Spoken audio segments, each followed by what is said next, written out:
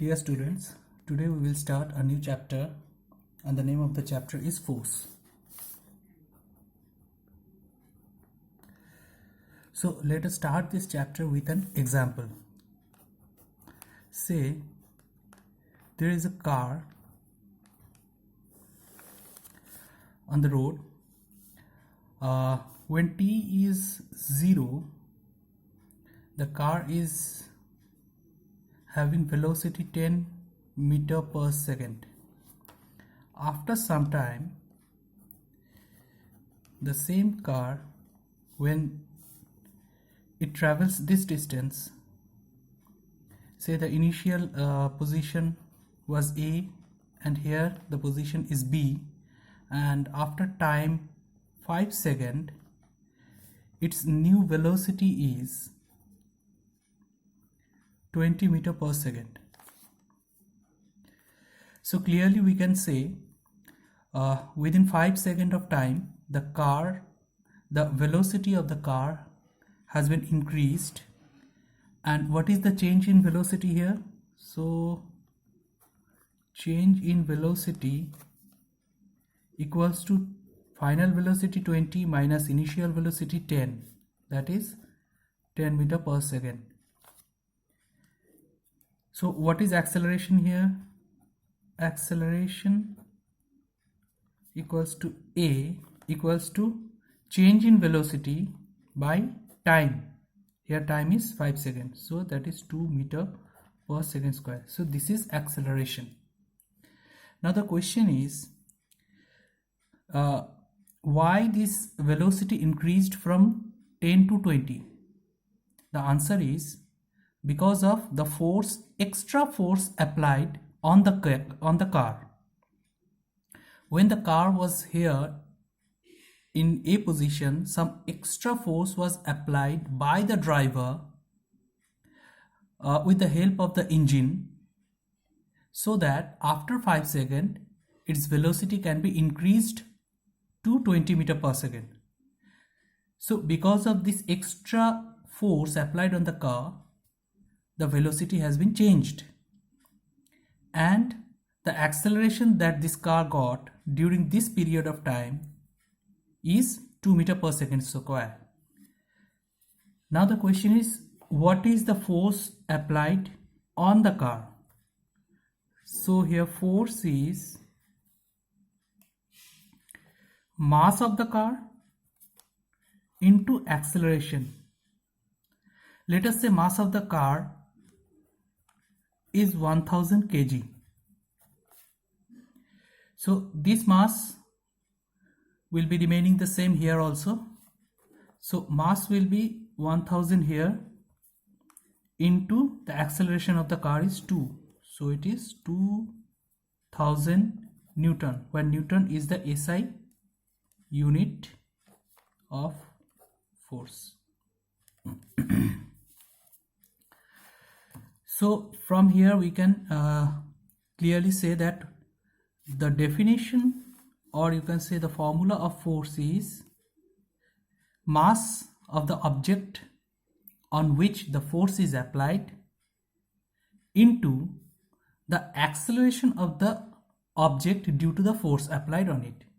So force equals to mass into acceleration. So we can say F equals to m into A. So this is a very important formula in this chapter.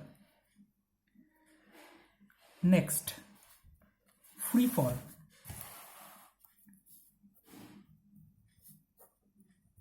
Free fall. What is free fall? This also we will understand with the help of an example.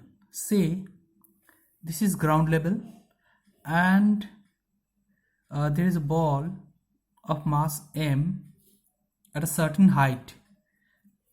At a certain height, there is a ball of mass m.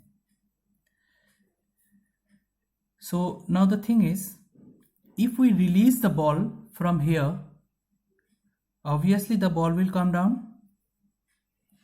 Now the question is, why the ball is coming down? What is the reason? The answer is, as the earth is attracting the ball, towards the ground. So that's why the ball is coming down. That's mean the earth is applying some force on the ball. So what is the formula? What is the value of that force? So here also same formula we will be applying. So here the formula again, force equals to mass into acceleration, we know. But what is the acceleration here?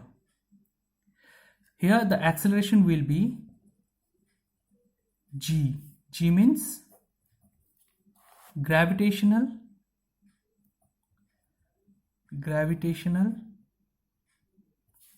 acceleration. Gravitational acceleration. The value of g is constant, that is always 9.8 meter per second square. In some numericals we use 10 also, approximately 10. For our easy calculation we use 10 also. So whenever a body is moving freely in the air, the acceleration which is acting on the body is always g, gravitational acceleration. So in case of free fall of a body, the force acting on that body is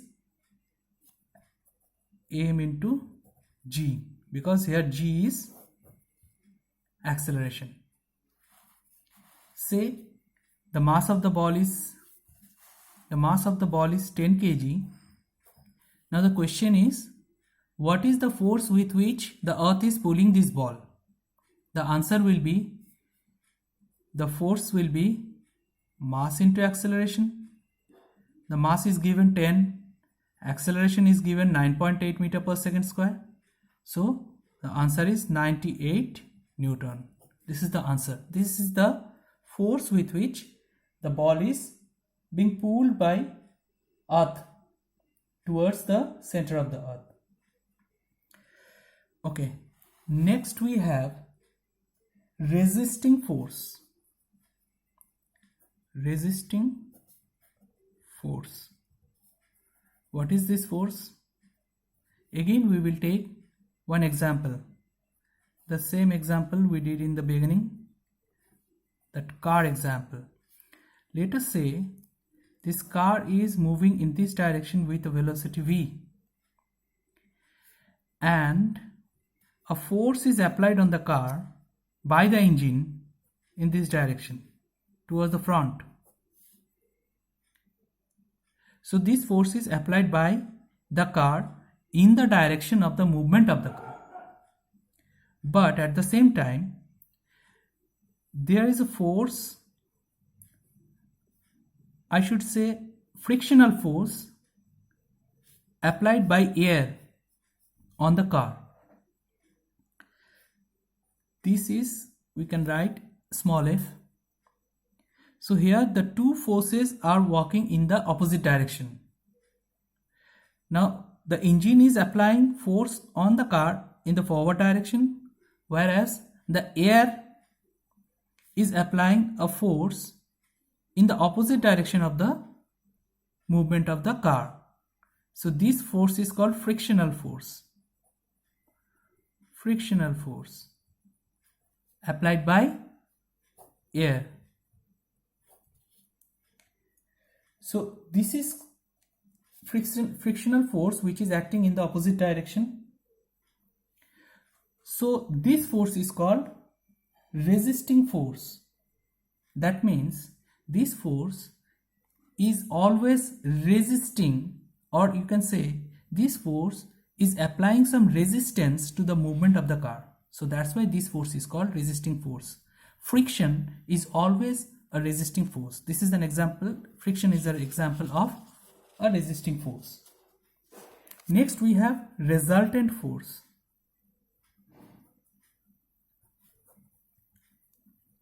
What is the resultant force? The same example we can take. Say the forwarding force on the car is 1000 Newton and the resisting force in the opposite direction is say 400 Newton. So this is forward direction force, this is backward direction force. So what is resultant force? Resultant force is forward direction force minus backward direction force, that is 1000 minus 400, that is 600 Newton. So resultant force is the force which is actually working on the car. You have to cancel all the opposite direction force and you will get resultant force.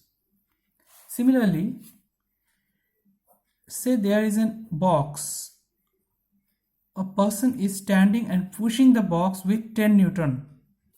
Another person is standing and pushing the box in the opposite direction with 5 Newton. So what is the resultant force here? Resultant force is forward direction force 10, backward direction force 5. So resultant force is 5 Newton only. Okay.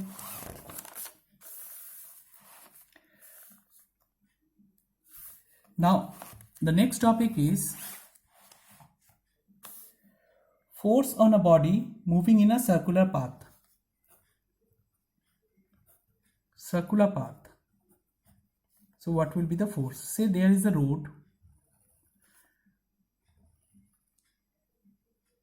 There is a road and there is a car which is traveling. Say this is a car which is traveling in the road in this direction. So while the car is traveling in the circular path, so there will always be a centripetal force towards the center of this circle. Towards the center of this circle. So let's say this is the center of the circle or circular path. This is the center. So towards the center, there will be always a force. This force is called centripetal force. Centripetal force is a force that is when an object is rotating or moving in a circular motion, the object will be experiencing a force which is always directed towards the center of the path. That force is called centripetal force. So this car will also feel a force which is towards the center of the circular path. And the formula of the centripetal force is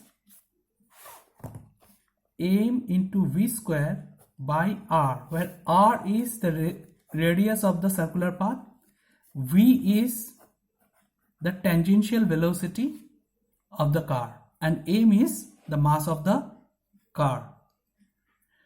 So please remember this formula, m v square by r. R means the radius of the circular path, v is the tangential velocity of the